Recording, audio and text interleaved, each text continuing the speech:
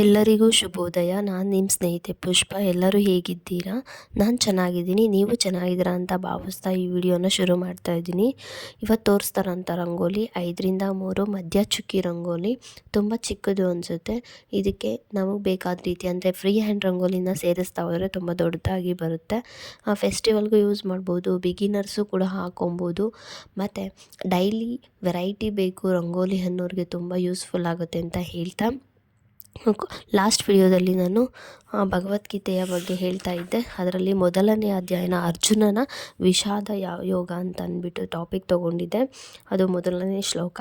ಅಲ್ಲಿ ಕುರುಕ್ಷೇತ್ರದ ರಣರಂಗದಲ್ಲಿ ಸೇನಾ ಅವಲೋಕನ ನಡೆಯುತ್ತೆ. ಅದು ಧೃತರಾಷ್ಟ್ರ ಸಂಜಯನಿಗೆ ಕೇಳ್ತಾ ಇರ್ತಾನೆ, ಏನಂತಂದರೆ ನನ್ನ ಮಕ್ಕಳು ಮತ್ತು ಪಾಂಡವರ ಮಕ್ಕಳು ಕ್ಷೇತ್ರದಲ್ಲಿ ಸೇರಿದ ನಂತರ ಏನು ಮಾಡಿದ್ರು ಅಂತ ಸಂಜಯನಿಗೆ ಪ್ರಶ್ನೆನ ಮಾಡಿದಾಗ ಧೃತರಾಷ್ಟ್ರ ಅದನ್ನು ಅನುವಾದ ಮತ್ತು ಭಾವಾರ್ಥನ ಹೇಳಿದೆ. ಈಗ 2ನೇ ಶ್ಲೋಕದಲ್ಲಿ ಸಂಜಯ ಧೃತರಾಷ್ಟ್ರನಿಗೆ ಉತ್ತರ ಕೊಡುವಂಥದ್ದು. ಅಲ್ಲಿ ಸಂಜಯನು ಹೇಳ್ತಾನೆ. ಇದರಲ್ಲಿ ಅದನ್ನೇ ಇವಾಗ ನಾನು ಹೇಳ್ತಾ ಇರೋದು. ಅನುವಾದ ಮಾಡಿ, ಶ್ಲೋಕನ ಹೇಳ್ತಾ ಇಲ್ಲ, ಅನುವಾದ ಮಾಡಿ ಮತ್ತು ಭಾವಾರ್ಥವನ್ನು ಹೇಳ್ತಾ ಇದ್ದೀನಿ. ಸಂಜಯನು ಹೇಳಿದ, ಯಾರಿಗೆ? ಧೃತರಾಷ್ಟ್ರನಿಗೆ. ಪಾಂಡುಪುತ್ರರ ಸೇನಾವ್ಯೂಹವನ್ನು ವೀಕ್ಷಿಸಿ ರಾಜ ದುರ್ಯೋಧನನು ತನ್ನ ಗುರುಗಳ ಬಳಿಗೆ ಹೋಗಿ ಈ ಕೆಳಗಿನ ಮಾತುಗಳನ್ನು ಹೇಳಿದನು. ಇದು ಶ್ಲೋಕದ ಅನುವಾದ. 2ನೇ ಶ್ಲೋಕ ಅನುವಾದ. ಇದರ ಭಾವಾರ್ಥ ಏನು ಇರುತ್ತೆ ಅಂತ ನಾನು ತಿಳಿಸ್ತಾ ಇದ್ದೀನಿ.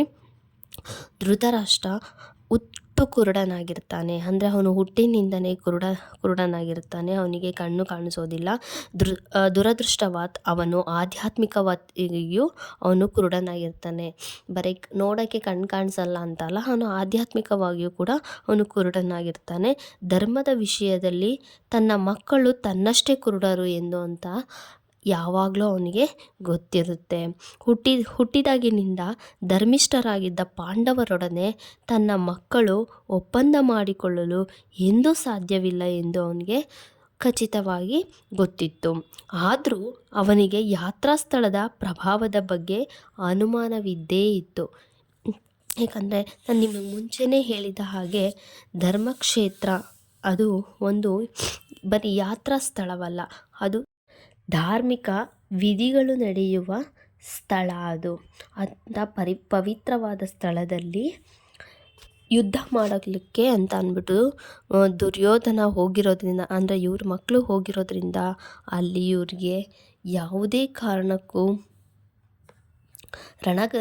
ರಣರಂಗದಲ್ಲಿ ಜಯಶೀಲರಾಗಲು ಸಾಧ್ಯವಿಲ್ಲ ಅಂತ ಅವನಿಗೆ ತುಂಬ ಚೆನ್ನಾಗಿ ಖಚಿತಪಡಿಸ್ಕೊಂಡಿದ್ದ. ಆದ್ದರಿಂದ ರಣರಂಗದಲ್ಲಿ ಏನಾಯಿತು ಎಂದು ಕೇಳುವುದರಲ್ಲಿ ಧೃತರಾಷ್ಟ್ರನ ಉದ್ದೇಶ ಏನಾಗಿತ್ತು ಅಂತ ಸಂಜಯನಿಗೆ ಅರ್ಥ ಮಾಡಿಕೊಳ್ಳಬಲ್ಲವನಾಗಿದ್ದ. ಆದುದರಿಂದ ಸಂಜಯನು ವಿಷಣ್ಣನಾಗಿದ್ದ ರಾಜನಿಗೆ ಉತ್ಸಾಹ ಭರಿಸಲು ಬಯಸ್ತಾನೆ.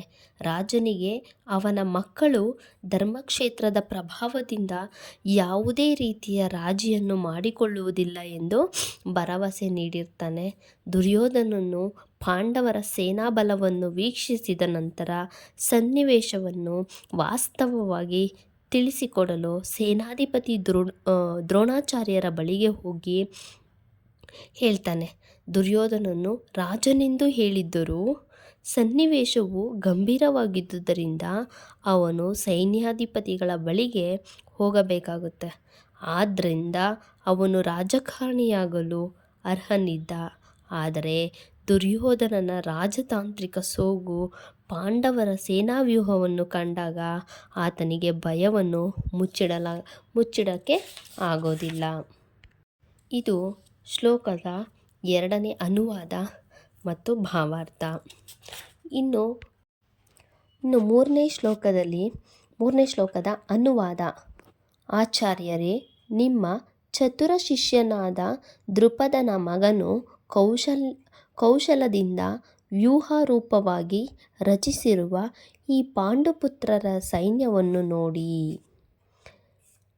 ಇದು 3ನೇ ಶ್ಲೋಕದ ಅನುವಾದ. ಮತ್ತೊಮ್ಮೆ, ಆಚಾರ್ಯರೇ, ನಿಮ್ಮ ಚತುರ ಶಿಷ್ಯನಾದ ದೃಪದನ ಮಗನು ಕೌಶಲ್ಯದಿಂದ ವ್ಯೂಹರೂಪವಾಗಿ ರಚಿಸಿರುವ ಈ ಪಾಂಡುಪುತ್ರರ ಸೈನ್ಯವನ್ನು ನೋಡಿ. ಇದು ಶ್ಲೋಕದ ಅನುವಾದ. ಭಾವಾರ್ಥ ಹೇಳ್ತಾ ಇದ್ದೀನಿ. ವ್ಯವಹಾರ ಚತುರನಾದ ದುರ್ಯೋಧನನು ಶ್ರೇಷ್ಠ ಬ್ರಾಹ್ಮಣ ಸೇನಾಧಿಪತಿಯಾದ ದ್ರೋಣಾಚಾರ್ಯರ ದೋಷಗಳನ್ನು ಎತ್ತಿ ತೋರಿಸಲು ಬಯಸಿದ. ಅರ್ಜುನನ ಹೆಂಡತಿ ದ್ರೌಪದಿ, ಅವಳ ತಂದೆ ದ್ರುಪದ. ದ್ರೋಣಾಚಾರ್ಯರಿಗೂ ದ್ರುಪದನಿಗೂ ಒಂದು ರಾಜಕೀಯ ಕಲಹ ಇರುತ್ತೆ. ಕಲಹದ ಫಲವಾಗಿ ದ್ರುಪದನು ಒಂದು ಮಾಯಾಯಾಗವನ್ನು ಮಾಡಿ ದ್ರೋಣಾಚಾರ್ಯರನ್ನು ಕೊಲ್ಲಬಲ್ಲ ಮಗನನ್ನು ಪಡೆಯುವ ವರವನ್ನು ಗಳಿಸಿರ್ತಾನೆ. ಇದು ದ್ರೋಣಾಚಾರ್ಯರಿಗೆ ಚೆನ್ನಾಗಿ ತಿಳಿದಿರುತ್ತೆ. ಆದರೂ ದ್ರುಪದನ ಮಗ ಧೃಷ್ಟದ್ಯುಮ್ನನಿಗೆ ಯುದ್ಧ ವಿದ್ಯೆಯನ್ನು ಕಲಿಸಲು ಅವರಿಗೆ ಒಪ್ಪಿಸಿದಾಗ ಉದಾರ ಮನಸ್ಸಿನ ಬ್ರಾಹ್ಮಣರಾಗಿ ಅವರು ತಮಗೆ ತಿಳಿದ ಎಲ್ಲ ಅಸ್ತ್ರಶಸ್ತ್ರ ರಹಸ್ಯಗಳನ್ನು ಅವನಿಗೆ ಹೇಳಿಕೊಡಲು ಹಿಂದೆಗೆಯಲಿಲ್ಲ. ಹೇಳ್ಕೊಡ್ತಾರವರು. ಕುರುಕ್ಷೇತ್ರ ರಣಭೂಮಿಯಲ್ಲೀಗ ಧೃಷ್ಟದ್ಯುಮ್ನನು ಪಾಂಡವರ ಪಕ್ಷವನ್ನು ಸೇರಿದ ಸೇನಾವ್ಯೂಹದ ರಚನೆಯ ಕಲೆಯನ್ನು ದ್ರೋಣಾಚಾರ್ಯರಿಂದ ಕಲಿತು ಈಗ ಅವನೇ ವ್ಯೂಹ ರಚನೆಯನ್ನು ಮಾಡಿರ್ತಾನೆ.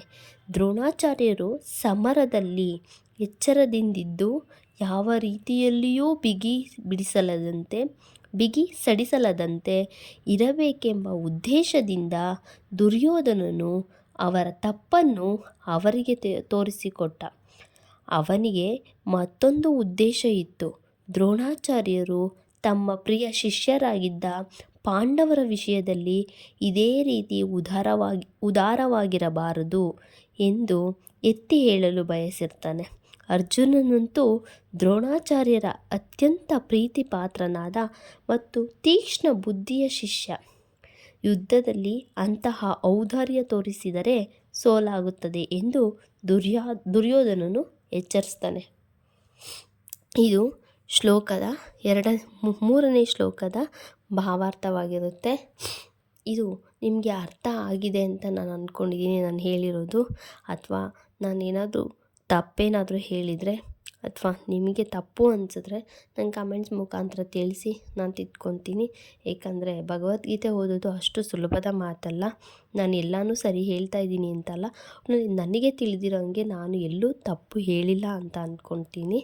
ಏಕೆಂದರೆ ಅಷ್ಟು ಎಲ್ಲೋ ತೊದಲಿಸಿರ್ಬೋದು ಅಷ್ಟೇ, ಬಟ್ ತಪ್ಪಂತೂ ಹೇಳಿಲ್ಲ ಅಂತ ಹೇಳ್ತಾ ಈ ವಿಡಿಯೋ ಮತ್ತು ಈ ಭಗವದ್ಗೀತೆಯ ಶ್ಲೋಕದ ಅನುವಾದ ಮತ್ತು ಭಾವಾರ್ಥ ನಿಮ್ಗೆ ಇಷ್ಟವಾಗಿದ್ದಲ್ಲಿ ಅಥವಾ ಏನಾದರೂ ನಿಮ್ಗೆ ಹೇಳಬೇಕು ಅನಿಸಿದ್ರೆ ಕಮೆಂಟ್ಸ್ ಮುಖಾಂತರ ತಿಳಿಸಿ ಅಂತ ಹೇಳ್ತಾ ಇವತ್ತು ಈ ವಿಡಿಯೋದ ಭಗವದ್ಗೀತೆಯ ಪಾರಾಯಣನ ಇವತ್ತಿಗೆ ಇಲ್ಲಿಗೆ ಕೊನೆಗೊಳಿಸ್ತಾ ಇದ್ದೀನಿ.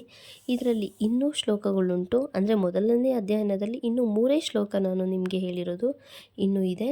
ಅದನ್ನು ಮುಂದಿನ ವಿಡಿಯೋಗಳಲ್ಲಿ ನಾನು ಹೇಳ್ತೀನಿ ಅಂತ ಹೇಳ್ತಾ ಎಲ್ಲರಿಗೂ ಒಳ್ಳೆಯದಾಗಲಿ ಅಂತ ಹೇಳ್ತಾ ಕೇಳಿದವ್ರಿಗೂ ಕೇಳಿಸ್ಕೊಂಡವ್ರಿಗೂ ಎಲ್ಲರಿಗೂ ಒಳ್ಳೆಯದಾಗಲಿ. ಓಂ ಕೃಷ್ಣಾಯ ನಮಃ. ಓಂ ಗುರುಭ್ಯೋ ನಮಃ. ಧನ್ಯವಾದಗಳು.